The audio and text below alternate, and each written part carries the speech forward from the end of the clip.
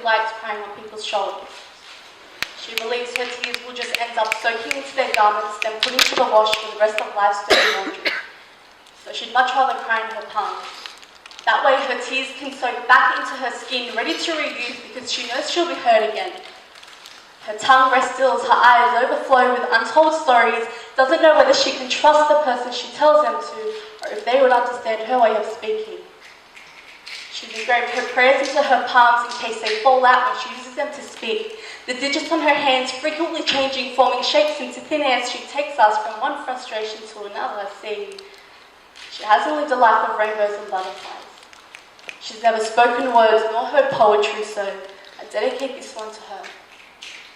This is for every rhyming team, for every pause that was meant to give you the time to appreciate a line, and for every applause you've clapped with but never heard of. I'm sorry that we failed you.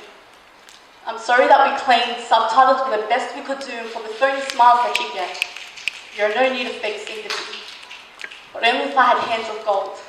I'd use them to speak your language just to remind you of your worth. I'd make sure you walk through a hallway of painted anecdotes rather than a crowd of blank tongues. I'll have every colour complement your features, stretching your smile to the same width as each canvas. I will look at you just as hard as I listen and will study every ounce of your face just so I don't miss out on any of your emotions. I'm telling you, you haven't seen love, passion, or dedication till you've seen her communicate. Her hands become alive. So consider this poem as a chest that will treasure you. And when you lose your breath fighting with your voice, take one of my heartbeats. I was born with an extra one anyway. But just don't lose faith.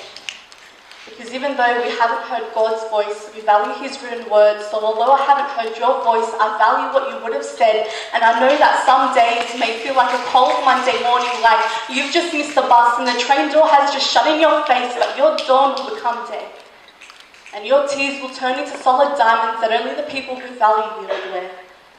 And if I could, I would strip the skin off my hands and dress them over the 29 bones and 34 muscles that compose those talking hands of yours, just so I could cover up those extra defined veins you don't like. Then I'll take all the flaws that you hate and love them for you, but I am sorry. I'm sorry for the sentences that never departed your tongue, for taking this long to speak of the unspoken, and for your pain being louder than what you wanted to be said. So let there be light upon silence. Thank you.